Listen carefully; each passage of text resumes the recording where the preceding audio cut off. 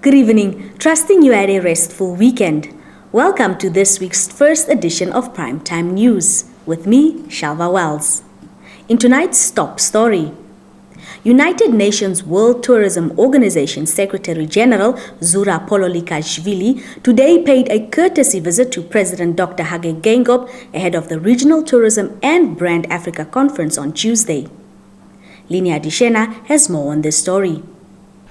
The Regional Tourism and Brand Africa Conference, taking place from 15 to 16 June 2021 under the theme Strengthening Brand Africa for the Swift Recovery of the Tourism Sector, is aimed at enhancing the image of Africa as a tourist destination and improve the marketing skills of micro and small and medium tourism enterprises in African countries, with a particular focus on Namibia as a pilot study. Pololikashvili said the conference is an important and historical step for Africa, particularly Namibia during the trying times to revive the tourism sector from the COVID-19 pandemic strike. He noted that the conference aimed to position Africa as a safe destination not only for tourists, but for international investors. Pololikashvili further said Namibia has an opportunity for international investors and the conference is a good platform. Pololikashvili also thanked Geingob for his leadership and for consenting to the conference during the difficult times of the COVID-19 pandemic. Geingob welcomed Pololikashvili, saying Namibians look forward to the outcome of the conference for the country and Africa at large. The conference will be attended by delegates from the regional and international tourism sector. Still more news from the presidency. President Dr. Hage Geingob on Sunday sent a message of condolence to the family of former Member of Parliament, Reverend Willem Konyore, who died on Thursday last week. Konyore died of a short illness in Windhoek at the age of 75. In his message of condolences shared with the media, President Hage Geingob said Konyore's death is a painful loss to the country, the SWAPO party and the entire church community in Namibia. He added that Konyore was a respected national leader who contributed immensely to the liberation movement and will be remembered for his invaluable contribution to the development of Namibia after independence. The president said, on behalf of the people and the government of the Republic of Namibia, and indeed on my own behalf and that of my family, I extend sincere condolences to the children and the entire family. May the soul of Deacon Willem Konyore rest in peace. Konyore served as a member of the Constituent Assembly from 1989 to 1990 and a member of the National Assembly from 1990 to 2010. Konyore was the Deputy Speaker of the National Assembly from 2000 until 2005. He also held several ministerial positions, including that of Minister of Environment and Tourism and later Minister of Youth, National Service, Sport and Culture before he retired from active politics in 2010. The Namibian Defence Force hospital situated in Windhoek's Suiderhof residential area was destroyed in an inferno on Sunday. LVI Hambo filed this report. The fire burned for hours while City of Windhoek's fire and rescue services fought to extinguish the flames. In a telephonic interview with Nampa on Sunday, Defense Minister Frans Kapofi said the cause of the fire was still unknown as investigations were still ongoing at the time. He, however, confirmed that although the entire building was destroyed by fire, he said he was told that no one was hurt in the fire and that there was only one patient in the hospital at the time of the fire, but he was safely removed. The Ministry of Environment, Forestry and Tourism has cautioned people living in the town of Katima Mulilo in the Zambezi region to be cautious when moving at night due to the presence of elephants in the town. Our journalist Petrus Muronga in Rundu has more on this report. The Ministry of Environment, Forestry and Tourism's Public Relations Officer Romeo Muyunda, in an interview with the Namibia Press Agency on Sunday, for an update regarding the elephants observed in the vicinity of the town since Monday, said the animals were still around. Muyunda said people should be extra cautious when walking at night because the elephants have been reported to be moving around during the night. According to Muyunda, the elephants are believed to have migrated from Zambia as they normally do on an annual basis, and it is a group of 30 elephants, but the ministry is continuously monitoring the situation. Salima Shimwe-Feleni reporting for Nampa News. Stand by for your top roundup.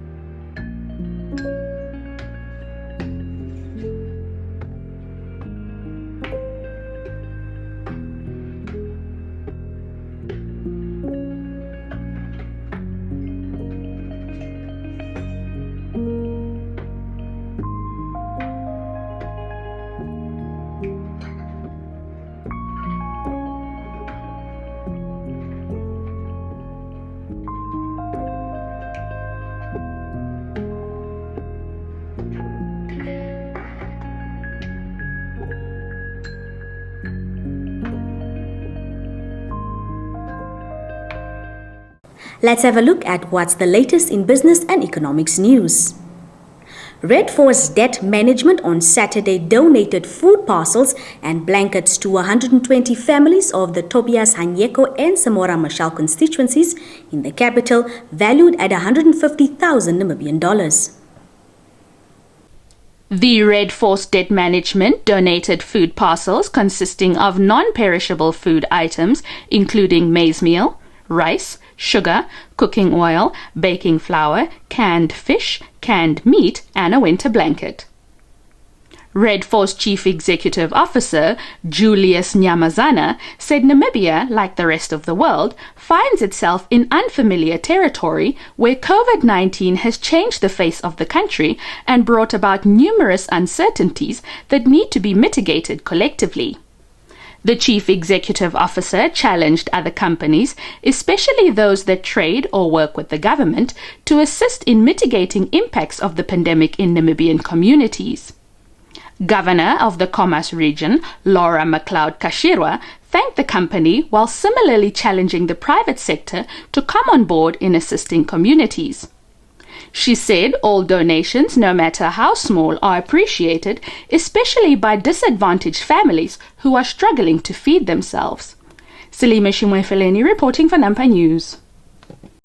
In international business news, Toshiba Corp's board chairman today pushed back against investor calls for him to resign, blaming its former chief executive officer for a confrontational stance towards shareholders that helped pitch the Japanese company into crisis.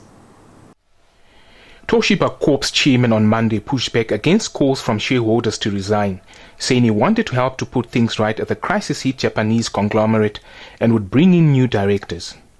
Toshiba is in the spotlight after an independent investigation last week alleged that management colluded with Japan's Trade Ministry to block foreign investors from gaining board influence in what one top shareholder called the world's worst corporate scandal in a decade. The shareholder-commissioned investigation is marked an explosive turn in a struggle between Toshiba management and foreign shareholders and has revived concerns about corporate governance in Japan. Toshiba, in response to the investigation, has said it would no longer put the names of 2 directors for re-election and that 2 other executives would also resign. But this was not enough for proxy advisory firm Institutional Shareholder Services Inc., which today reiterated that board chairman Osamu Nagayama should step down, a call echoed by other investors. Nagayama apologized at a news conference today and said there were lapses in governance, but the former pharma executive said he wanted to stay on and help to reconstruct Toshiba's management. It's time for the Business and Economics Roundup.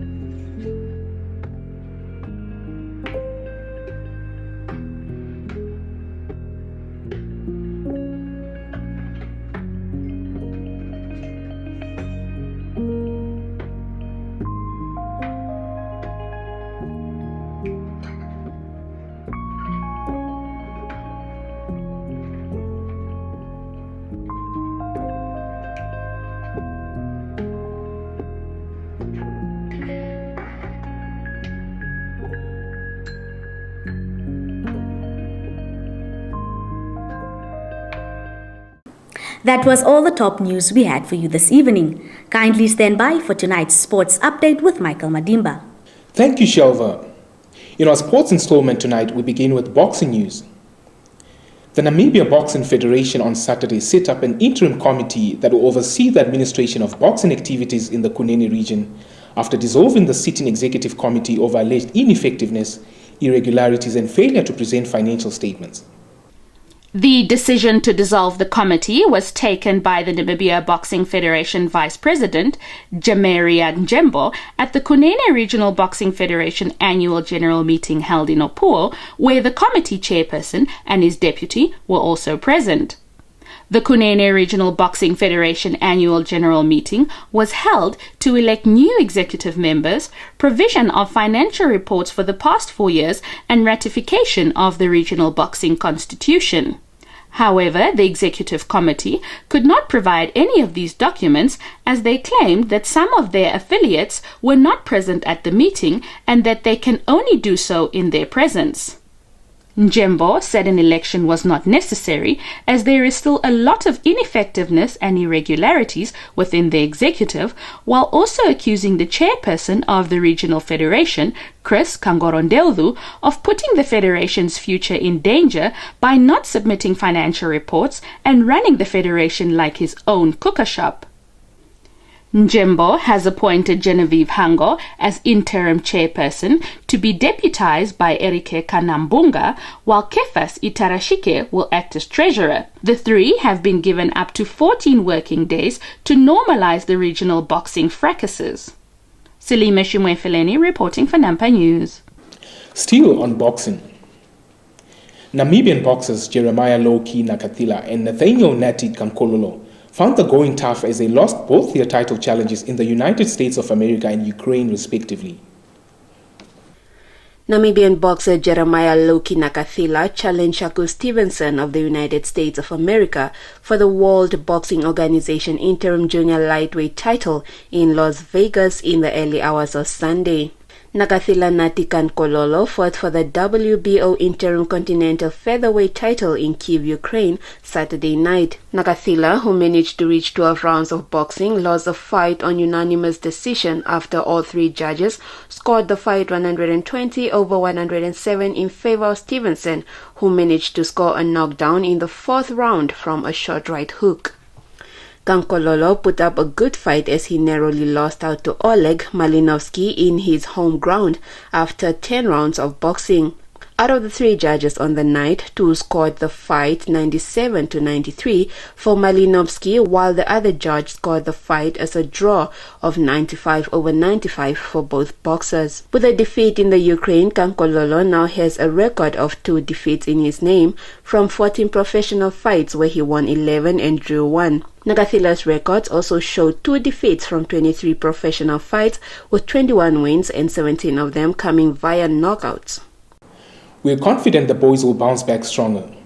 Moving on to horse racing.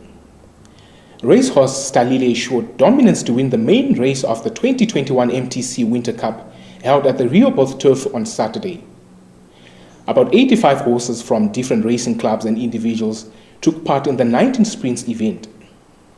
The highlights of the event on the day saw horses competing in the 2,400-meter thoroughbred and 2,000-meter Fanam-bred horses.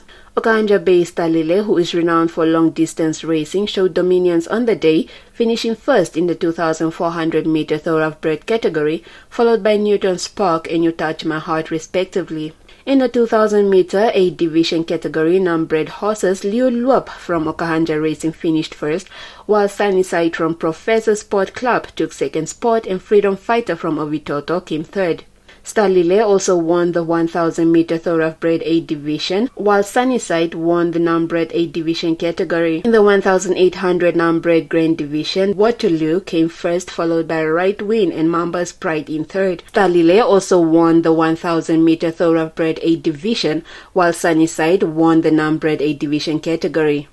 In the 1,800-meter non-bred Grand Division, Waterloo came first, followed by Right Wind and Mamba's Pride in third, while the non-bred D category, Eagle came first, followed by Ondemba in second and Sophia Town in third. Among other sprints was the 1,600 non-bred maiden category, which saw the legs of Black River, Bin Laden and Mighty Junior finishing first, second and third, while in the Grand category, West Coast Wonder came first, followed by Favor Me and Gitano's Jet coming third. In an interview with the media after the event, Namibia Horse Racing Association President Martinez Daval said the competition was as tough as expected. Your sports roundup is up next.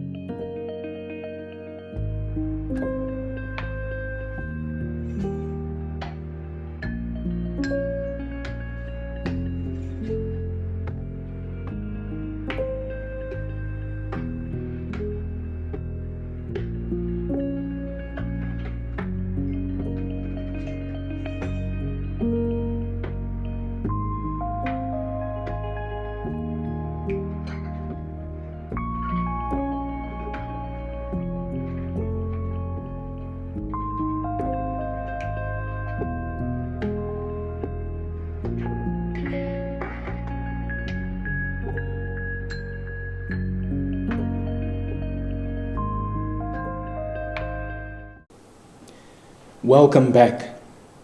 With the increase in COVID-19 related cases within the country, we urge you to take all the stipulated precautions. Do remember to mask up and sanitize. With that, we've come to the end of our bulletin. We thank you for tuning in. Give us a thumbs up and share. If you're new to this channel, please don't forget to subscribe. Also click on the notifications bell to stay posted on the latest happenings locally and globally. Catch us tomorrow for your daily dosage of primetime news. From myself and the entire production team, it's good night.